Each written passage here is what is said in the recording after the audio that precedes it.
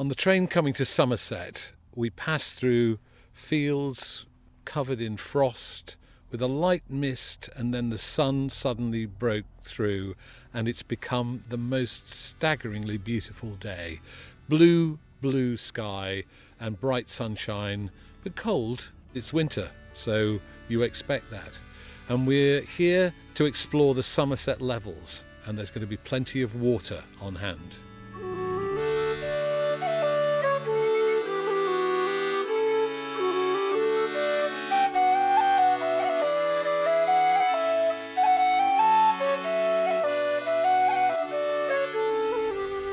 Kitty Macfarlane was nominated for the Radio 2 Horizon Award. She's a young singer-songwriter who's really making a name for herself in the folk world.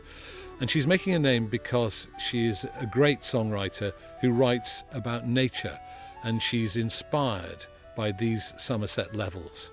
She's going to take us on a journey through the levels today, and we'll find out more about her songwriting.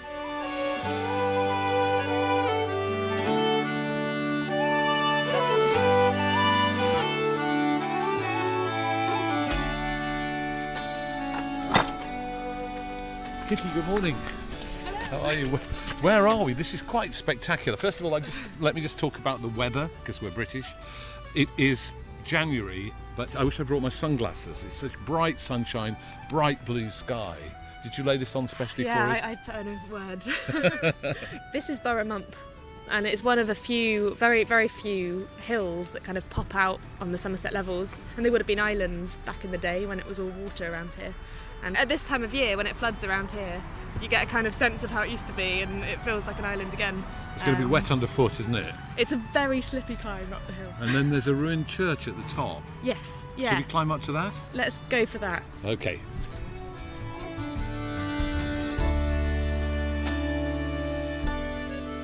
It looks to me like there are almost steps cut into this hill. Is it a feature of nature, or has there been some man-made intervention? It's really old, this hill, and I think that, there's belief that it was carved out agriculturally, the steps.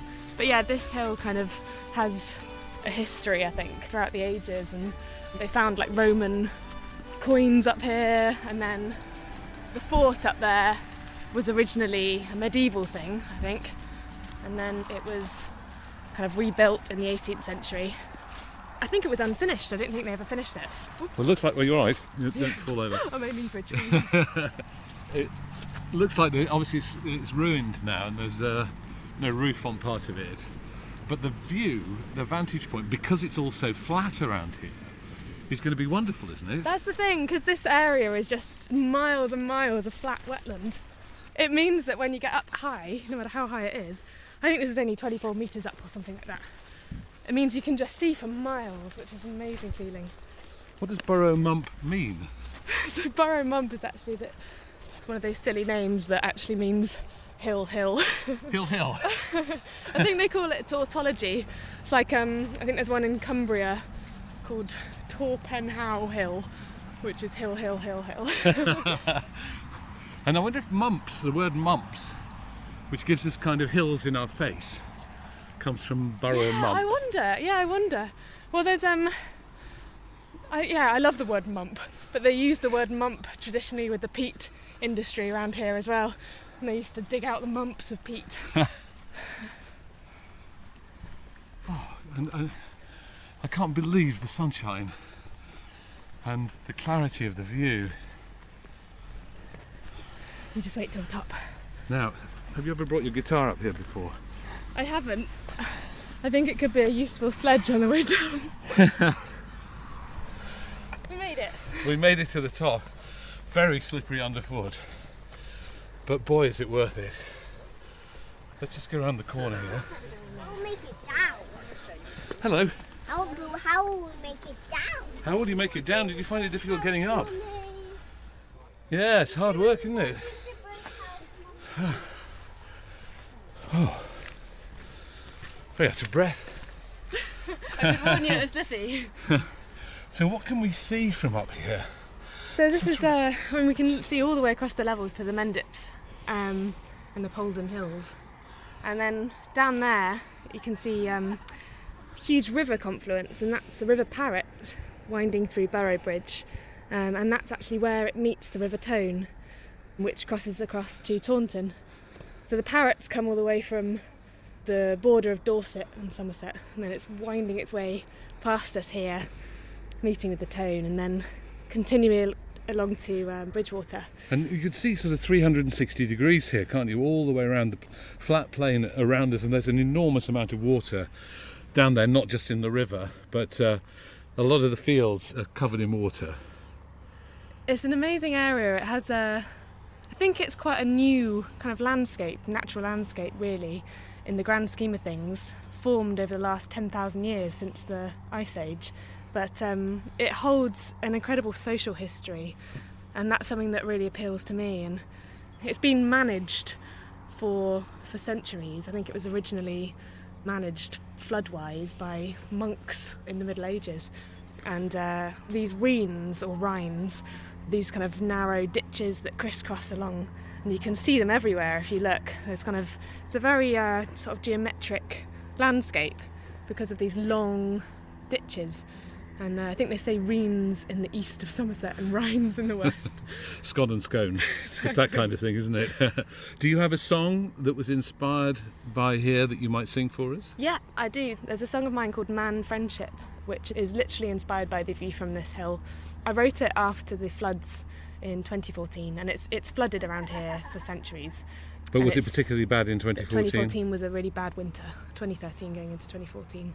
And up here, January 2014, this was, I mean, it looks wet at the moment, but it was like 6,000 years ago when it was a sea. It was spectacular, but also, a double-edged sword, and brought really bad news for so many people who lived around here. And it's been a real point of controversy ever since. People have been clamouring for more dredging of the River Parrett, and actually just down there is where a lot of the dredging's happened. But environmentalists obviously say that dredging's not the answer, and long term we need to think about keeping the water up in the hills, slowing it down, letting rivers meander more to slow down the rush of water, maybe even reintroducing the beaver. Yes, because they build dams themselves, don't Yeah. they? And then that has a natural impact on keeping the water away from the floodplain. Exactly, yeah. So what were you inspired to write about that? Was it about the interaction between man, woman and the natural world? Yeah, absolutely. I think it's where we come into play, and it's grappling with that question of intervention and how far do we go. It's a really difficult one, how we use our power over the landscape to preserve it and what we choose to preserve as well. But I think the song I wrote is also about a kind of human aspect of what is the essence of us when everything else is deluged and washed away. Like, what are we left with at our core? Well met is this wind that blows kisses in my face. The cold and the storm can't make me forget that taste. And well met is the rain that stamps lines upon this land. There's not much that's sweet and simple about this place.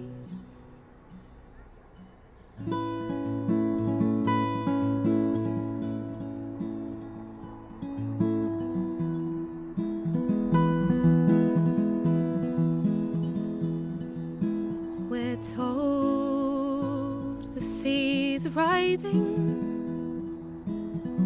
This stretch of land I will defend. The wetlands are flooding, fading is the lapwing. With these small creatures I'll curl my body round. And well met is this wind that blows kisses in my face. The cold and the storm can't make me forget that taste. And well met is the rain that stamps lines upon this land. There's not much that's sweet and simple about this place.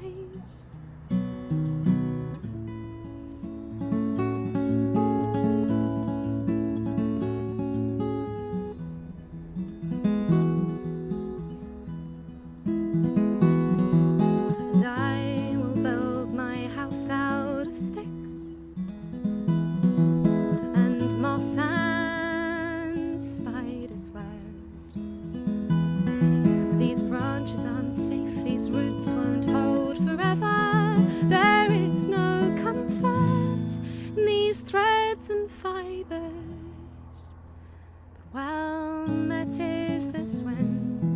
blows kisses in my face.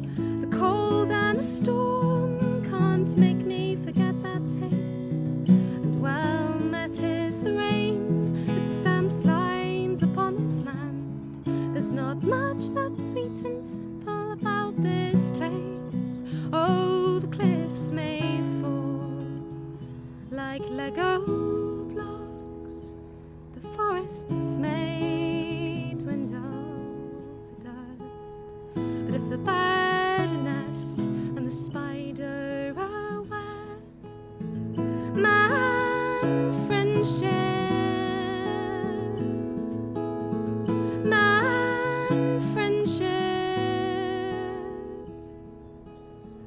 man friendship.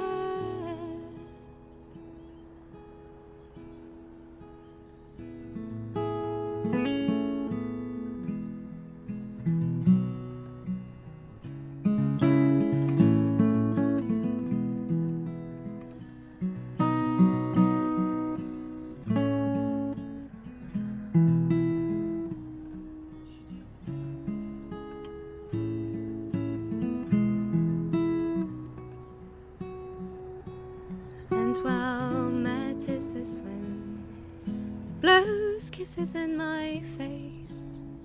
The cold and the storm can't make me forget that taste. And well met is the rain that stamps lines upon this land. There's not much that's sweet and simple about this place, but there is much that's sweet and simple about this race. Oh, there is much that's sweet and simple about this race. That was absolutely beautiful, thank you. You had quite an audience actually. There were several people walked past over there, and then some children arrived behind you over here. Lovely. It's a busy That's place, perfect. isn't it? Yeah, no, it does get busy on the weekend especially. Have you ever sung it up here before? No, I've not.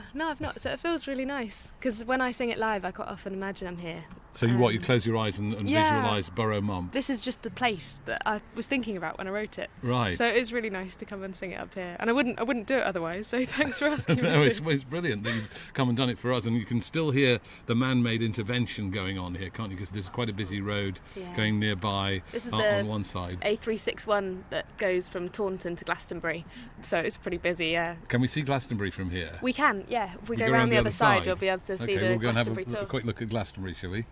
Absolutely. They've got the whole picnic. We should have brought a picnic. So you can just see Glastonbury there in the distance. It's a tiny little spike on the top of a hill, and that's Yes. Glastonbury tour. It is quite an astonishing sight to look out from here, because you can see the shape of fields and you can see the dikes that run between them, but the fields themselves have become waterlogged, and there are sheets of water with grasses peeking up in between them, and you can see a really long way on all sides, and there's a kind of a ring of hills on the horizon, but up to there it's a flat, flooded plain, and the sun's glinting off the water in the most attractive way. Sort of feel like you want to go for a paddle, don't you?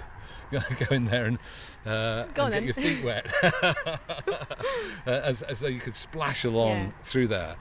I think that's why it feels like such a special place, because it is continually changing. I bet there's some amazing birds down there, aren't there? Oh yeah, absolutely. One of my favourites, which I saw once last year, is the bittern, which is making a bit of a comeback. Incredibly rare to see those, isn't it? Really rare, and they make these amazing noises, this booming.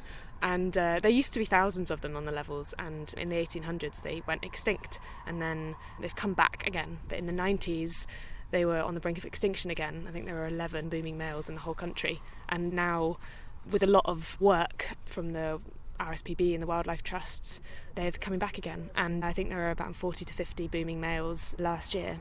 I really hope that it continues, because they are an amazing part of Somerset's history and an incredible thing to hear. ancient and completely mesmerising. Their booms carry for miles across the land. We'll have to listen out. Yeah. And there are cranes here, aren't there now as well? There are Didn't somebody cranes say? as well. That's another reintroduction project. About 30 cranes were reintroduced a few years ago, and they go round in massive gaggle.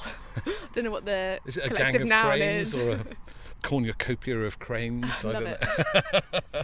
Well, shall we go down and go on a walk from here? Where would you Yeah. like to take us? So we're going to head in the direction of Athelney, which is only about 1.5 miles down the road, and we can see it from here if you squint. But it's a little lump, sort of another mumpy type thing, We're with going from a mump to mump. monument on it. Okay, let's go and make that our objective. So we don't fall down on the way down. You can see our shadows. They're really long because the sun's quite low in the sky, but it's very, very bright. And the underfoot is very muddy. The stripes on the hill are amazing. It does look as though somebody's built steps up it, doesn't it? Yeah, I feel like it reminds me of rice paddies in Thailand, used for agriculture. They don't really act as steps though, they're more like a slalom or slide.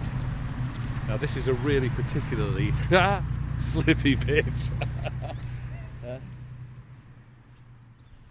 So we're going to go through a gate here, are we? And then... Yeah, we'll just go through this little foot gate and then down into Burrow Bridge, which is the town here. So Kitty, we're just walking past a pub called the King Alfred. Yeah. He was big news around here, wasn't he, King Yeah, Alfred? he was. Yeah, he was the man. Yeah, actually, where we're heading towards Athelney was a stronghold of Alfred's. He took on the great heathen army. He did, and he hid out from the Danes here. And you can see how it used to be really marshy and covered in reeds. I can just love the image of him and his army kind of hiding in the reeds. And we're crossing the river now and across the... This must be Carrot. Burrow Bridge. Yeah, And there are plenty of cars coming the other way, but the river's very high, isn't it, today? really high, and you can see they've put in walls here just to stop it from flooding.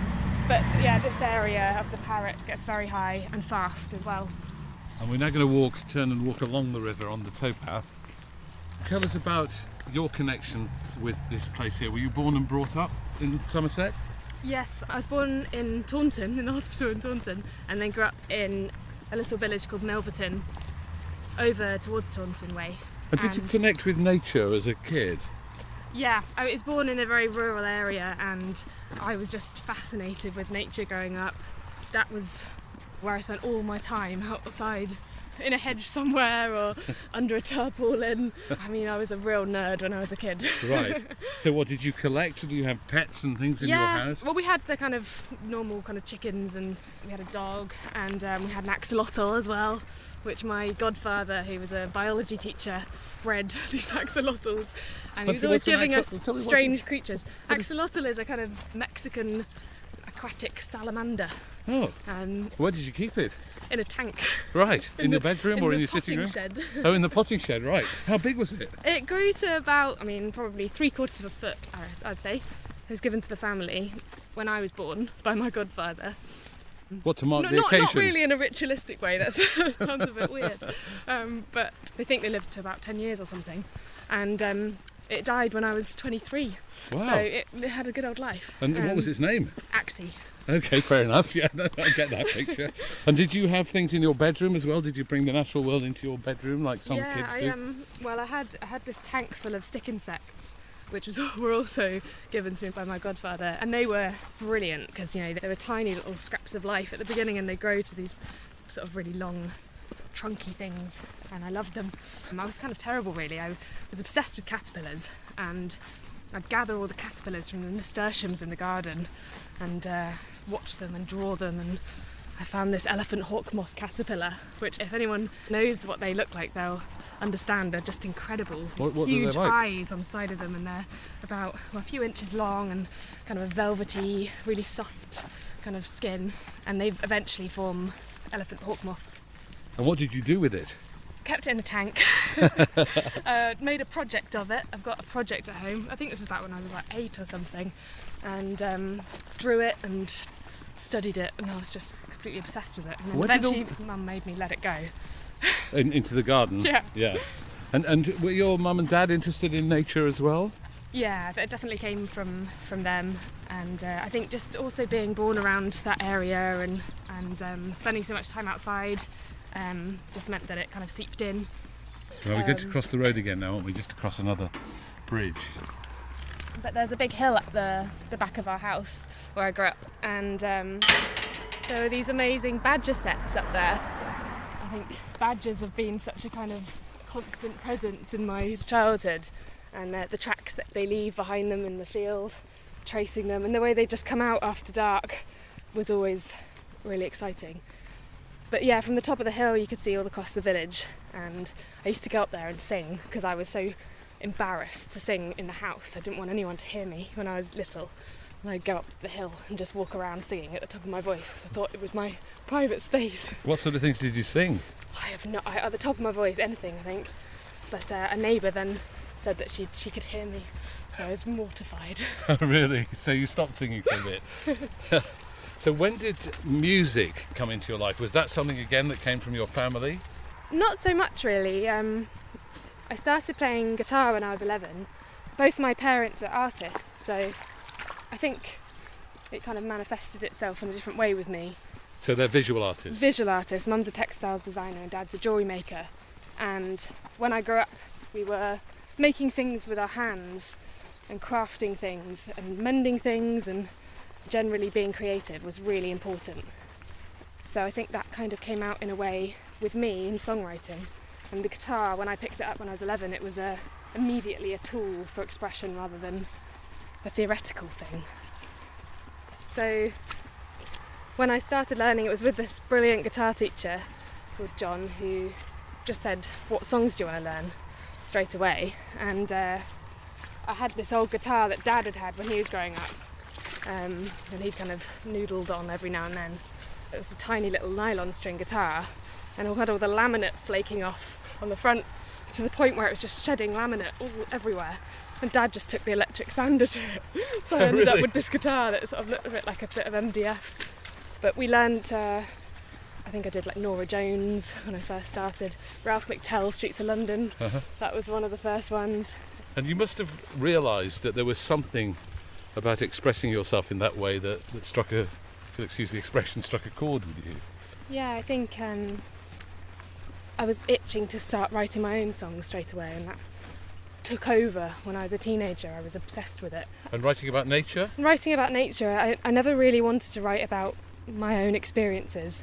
At first I started writing songs about kind of observing my life around me, and I wrote one about my local bus, which I used to sing down the village. It was called Bus Song, and it was about the 25B that took me from Milverton to Taunton and back. And then I started writing more about the natural world around me. But I think ever since I started, really, I've been interested in, mankind and humanity in the natural world, even from the very beginning. I'm wondering if you might sing us another song. Yeah.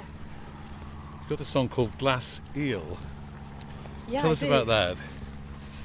Glass Eel is a song I wrote a couple of years ago, and it's ostentatiously about eels, which are my favourite creature. And what's a glass eel, for those who don't know? A glass eel is a young eel. It's called a glass eel because they are see-through at that stage and completely transparent. They're tiny little sort of noodle-looking things, and the thing that makes them incredible is that they have travelled all the way across the Atlantic Ocean from the Sargasso Sea, which is nearly 4,000 miles, where they're born in the Sargasso and then they kind of waft over as larvae, and then somewhere along the way, as they kind of near the continental shelf, they start forming into eels. And at first they're glass eels, and then elvers, and then they progress on to become silver eels and fully grown European eels. And then they live up in the fresh waters of, well, especially around here in the southwest, for the whole of their adult life, just happily in freshwater, having kind of gone through all this salt water to get here. And then around 10 years in, 15 years in, some inexplicable trigger in them happens, and they are driven to turn round and swim back down all the rivers they came through and out into the ocean again, and make their way all the way across the Atlantic back to the Sargasso Sea to give birth and spawn, and then they die. And it's a weird one-off cycle that science can't really explain. It's a most extraordinary story, isn't it? Yeah, it's did you see amazing. the eels? I mean, did you experience the eels yourself? Well, they're everywhere around here, but they are critically endangered now. And I did a bit of citizen science monitoring work with a group from Bristol, further near the coast. And we gathered little glass eels in the dead of night to monitor them, and then put them on the other side of a dam, because things like dams and weirs are really obstructing their route. So you're giving them a helping hand? Yeah, I mean, there are things like eel passes that help them kind of cross over those borders. Why do you think they made such an impression on you? I think it's something to do with the fact that they're quite a sinister, dark creature. People historically have associated them as being quite a sombre thing, potentially quite malicious, and living in brackish water and in the shadows and coming alive at night.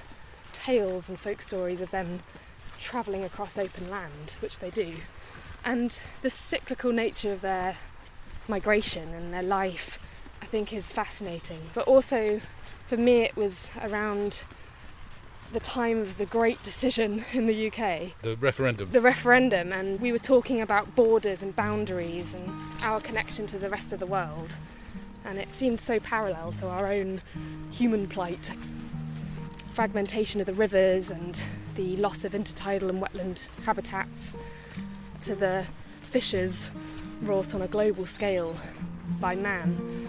And the I find eels it don't see any boundaries. quite reassuring to think that nature keeps going and it doesn't care about those lines that we draw, and that there's this huge centrifuge of movement that is constantly shifting, that we shouldn't forget that we are part of. I think that's really important and a really positive thing to be part of. Who was there when Pangea split? Who saw borders break and continents drift? When shifting rock and heat of time cleft plates apart, pushed ice to brine. Trade winds and the westerlies, the push and pull of the gyre, the glass eel chasing estuaries, to ford and fen, to mud and mire.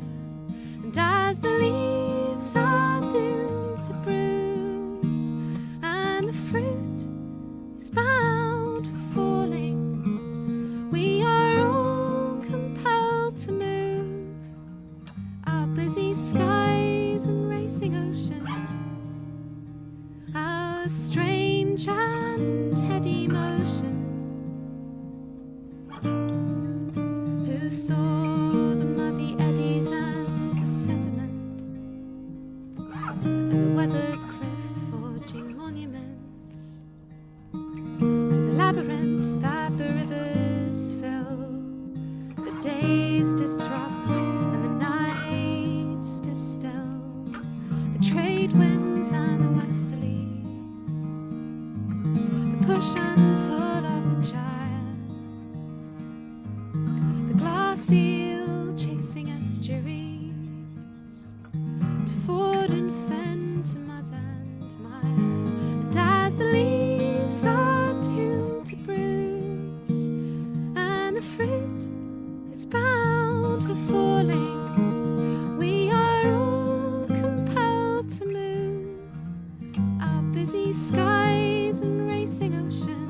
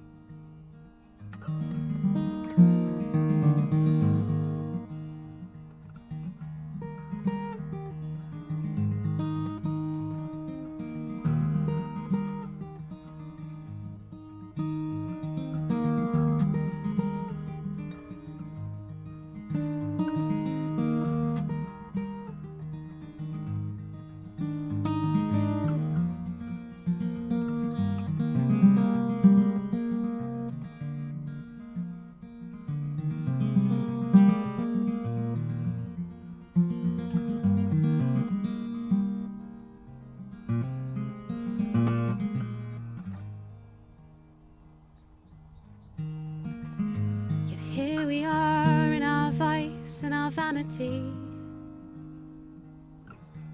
mindless of the irony that while patient science adds fact to fact,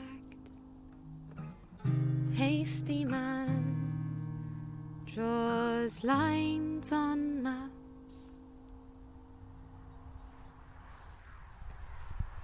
It's so beautiful. I was just hoping you might have charmed some eels out of the water, but sadly they haven't I turned heard up. a splash at one point. That's so gorgeous.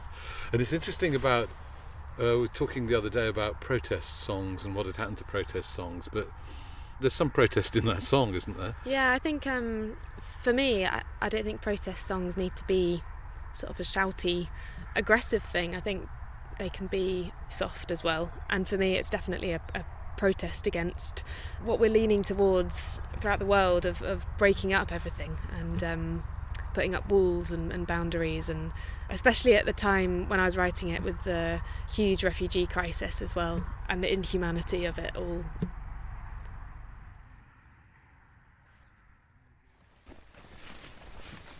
It's really beautiful to watch the slow flowing water eddying its way past us here with the sun reflected in it. But there's something very calming about walking by rivers, isn't there? Absolutely, yeah. I think there's something about thinking about where they've come from as well, and the fact that this has started off in some hill somewhere and it's made its way all the way here. And now it's a big river Yeah. here, isn't it? So we've arrived at Athelney, which is big King Alfred territory. This is the monument, that little thing on top of that hill. Oh, is it? Yeah, that's it. Okay. But this used to be a huge fortification here, and this is where he set up a monastery here in, I think, 880s or something, after defeating the Vikings.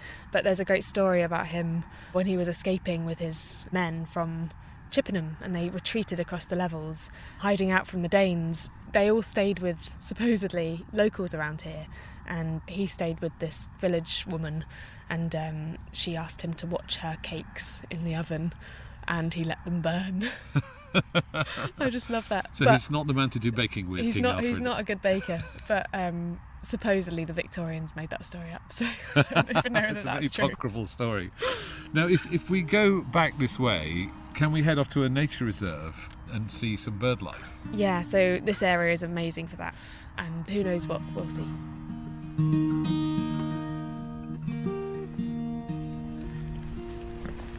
So where have we come to now, Kitty? So this is one of my favourite reserves. It's called RSPB Grey Lake on the levels, and it's got these amazing sedge and reeds. Well, the reeds are huge and just stretching away as far as the eye can see on both sides of us here as we walk down this path. They just create this amazing golden colour, and coming here at the beginning or the end of the day is really spectacular. I mean, it's beautiful now as well. And we're heading towards the cacophony of sound. This is an amazing spot for overwintering birds on their way through Europe. So what would we hear here? Coots and moorhen, loads of teal come here, tufted ducks, snipe here as well. I was walking this path the other day and saw this huge flock above my head, and I thought it was starlings from a distance because they were doing similar kind of shapes and things. But they were a bit bigger, and I got closer, and they were golden plover, which I think have come from sort of Siberia and northern Europe. And it was quite an amazing sight, thousands and thousands of golden plover. You quite often hear bitterns here as well.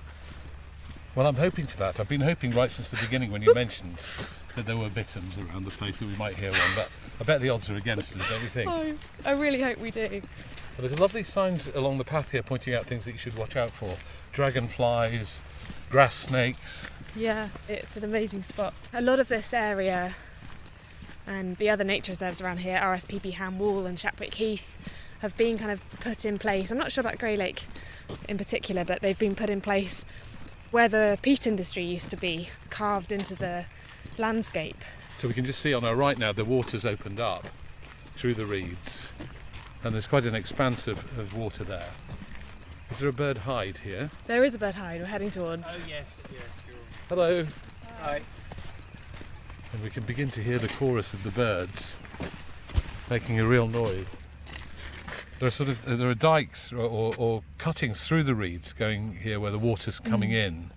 It's amazing today, actually, because the sun is dazzling in our eyes and reflecting back off that still water. Yeah, it creates these incredible shapes through the reeds, and you can sometimes see sort of moorhens just dotting across every now and then. But I love the rustling of the reeds. It just has so much promise and potential. And there's a little bit of frost underfoot here, actually, in the shade where the sun hasn't quite caught it. So you can see that it's a cold but bright day. Load of lapwing going over at the moment. Oh yes. They've got such distinctive flappy wings. I always think they look quite funny in the sky. There's a lot of them, aren't there? Loads of starlings coming in as well. You can see them in small little gatherings, but they're all going to make their way over to Hamwall and Chapwick, where they're going to roost overnight. And is that where you see the murmurations of starlings? That's it. That's the murmuration site, and they do it on either side of the road, Chapwick or Hamwall. But you can ring the starling hotline to find out where they roosted the night before, which is great. And what's it like to see them all take off into that murmuration? One of the most amazing things, I think it's you start seeing flocks kind of coming over the water or above your head, just small kind of gatherings, and you think that's it, and it's kind of amazing. But then all the flocks eventually join together into this incredible swirling mass that is like it's like one creature moving as one rather than hundreds of thousands. And sometimes if there's a predator, if there's a marsh harrier or a peregrine or kestrel or something, then they'll swirl and take up and twist into these strange formations that you might have seen. And it happens at sunset, doesn't it? It happens at sunset. Just if you get the half an hour before dusk, that's the best time to see it. And especially when the light's kind of good and you can see them against the sky, it's incredible. But the noise of them moving as well is just unbelievable. And when it comes over your head, this massive cloud, it's sort of a whooshing flutter of wings, and it's a roar as well. It's amazing. You wrote a song about it, I think. I did. Would you sing it for us? Yeah, absolutely. We stop and let the sky take hold of our breath as the last of the evening light flees to the west. Stars, they soon will start to pace overhead like the rush in a seashell or a hum in the maze or the mutter of pages turned in haze. The banks of the river brew lie folded in pleats like the lines that the morning left pressed into your cheek. And the sun, a fading creature, shivers with your heartbeat. They fly over the stories held in the peat, telling their own in a million wing beats. Like the rush in a seashell, or a hum in the maze, or the mutter of pages turned in haste. Above, a leviathan assembles in the sky. It's like watching a thought take hold in someone else's eyes. And I wish I could hear all the thoughts in your mind. And then everything falters and everything falls like the hush before breakers shatter the shore. They fly over the stories held in the peat, telling their own in a million wing beats. Like the rush in a seashell, or a hum in the maze, or the mutter of pages turned in haste.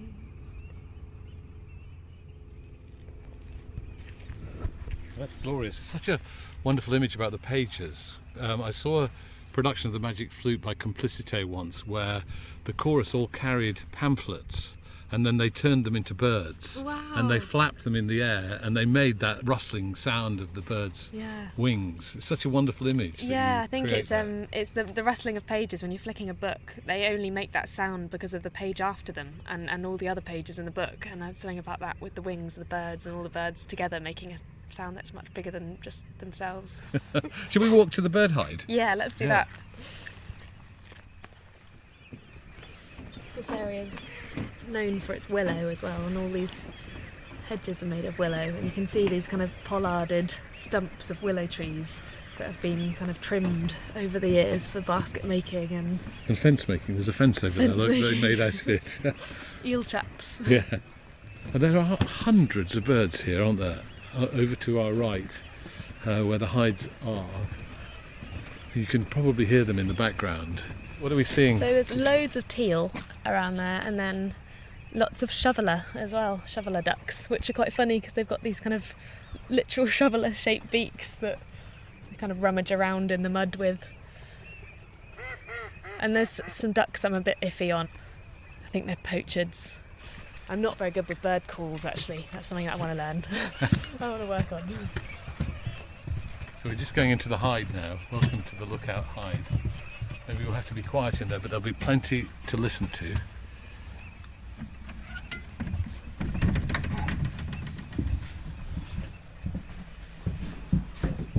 Hello. Hello. We're just recording a podcast. Do you mind if we just chat No, for a carry second? on. I don't want to disturb you. Yeah, no. Thank you very much. Thank you. We can open up the side windows as well if you want more of a...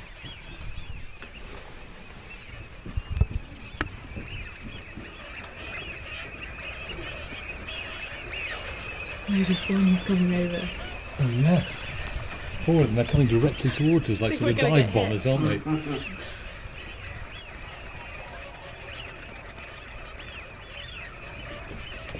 Some very big telephoto lenses here. Yeah, I like it when there are other people in the hide because they always know more than me, and so if something interesting happens then they'll comment on it. When I was recording the found sound for the backdrop of Starling song for my album, I got up very early and headed down to Ham Wall, which is just near here, and sat in a hide, in the Avalon hide, for about an hour from 5 till 6. And there was one other man in the hide, and I thought I was going to be on my own, and typical, in the morning there'd be someone there that early. I was a bit miffed, and I think he was a bit miffed that I was there as well. But by the end of the hour-long time that we spent there, we kind of ended up pointing out things to each other silently, because he was taking photos and I was recording, and we saw a bittern flying low across the reeds. You keep mentioning the bitterns and I haven't seen one yet. There you go. They don't really exist. There is a lot of activity, isn't there? A lot of movement of the birds swimming around. Yeah, very, very busy. And just to describe it, there's just a big sheet of water teeming with birds of all kinds. A lot of duck, I think. Lots of different ducks, and I can see an egret over that side. See the white egret to the left of that pylon in the distance, standing tall. Yes. Oh, yes. I take it you never go anywhere without your binoculars. Yeah. Oh, such a level up. I saw a snipe here the other day, and they're so sweet looking. They're tiny and they've got really long beaks. I was thinking it's actually like looking down on a small town, isn't it? You can see different communities going about their business, and there's a whole lot of people lined up along one side, and then some of the birds are on little outcrops of land in the middle of the water. Others are hurrying along in the small groups. Yeah. It's just like looking down on a series of communities interacting with each other. It is, yeah. It's a very social scene.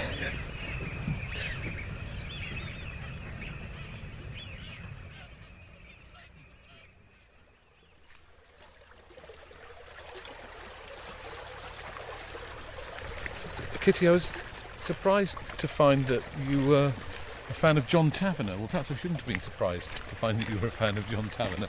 How did that happen? Well, this song of his, The Lamb, is this profoundly moving kind of 4-part harmony version of a William Blake poem, and I love William Blake poems.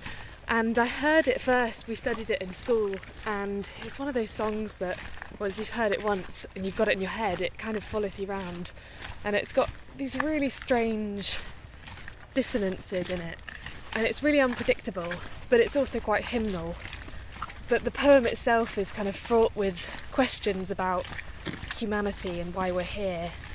And I think there's something about the way the music kind of clashes and moves into different tonalities that really chimes well with the poem.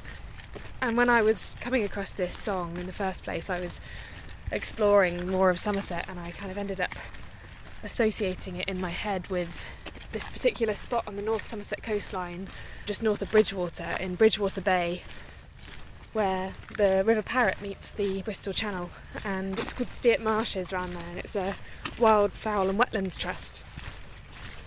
But it's also near to a nuclear power station. It's right isn't next it? to Hinkley Point Nuclear Power Station, and so Hinkley's on the left if you're looking out across Bristol Channel, and Cardiff's on the other side of the channel, and on your right is Burnham-on-Sea with its little white-legged lighthouse standing on the sand. And it's one of those places that is really peaceful and beautiful, but is also in the heart of modern day living. It's really, you can't escape it. It's not one of those junction between nature and man. It's a complete clashing point. It's a meeting point of nature and artifice, and salt water from the ocean coming to join fresh water, and a meeting point of all sorts of things like that. And so I wrote a kind of my version of the William Blake poem, using Taverner's version as a springboard, I guess. And it sort of nods to the Taverner version in the first couple of intervals, and then kind of takes its own path. Would you sing it for us here? Yeah, absolutely. Little lamb, who made thee? Dost thou know who made thee? Gave thee life and bid thee feed by the stream and o'er the mead. Gave thee clothing, soft as clothing, woolly bright. Gave thee such a tender voice, making all the vales rejoice. And under a cloud of yellow fog, in Hinkley's dark shadow beyond the mud, as Cardiff's lights in the sky above. Don't ask who made this, my love. Don't ask who made all this, my love.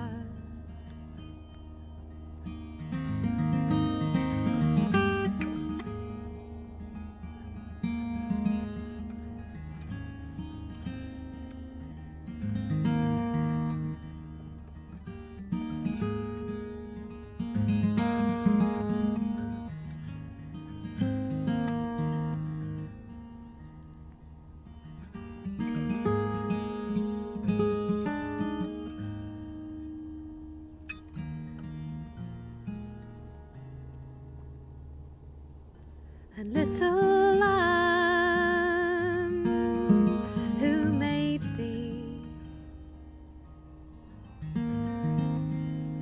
Dost thou know who made thee? Gave thee life and bid thee feed by the stream and o'er the mead, by the white-legged lighthouse standing guard at Burnham tankers of Avonmouth pass by Steepo, and the power lines cast herringbones in the sky. Don't ask who made this, my love. Don't ask who made all this, my love.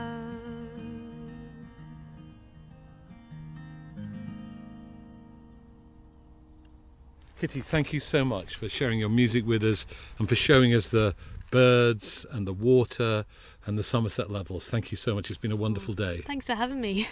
It's been such a treat showing someone else all my favourite places and taking you off around the countryside. Well, frankly, they're my favourite places now too, so I'm going to come back.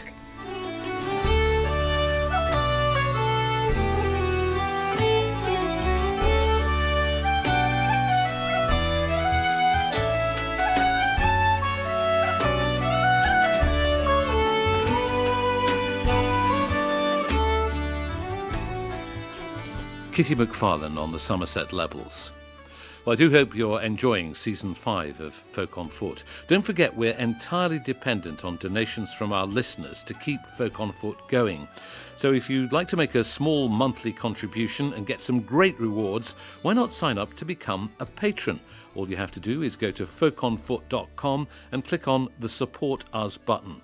And there are more than 30 brilliant episodes of Folk on Foot for you to explore, with top artists walking in the landscapes that have inspired them all over the UK. So do have a listen.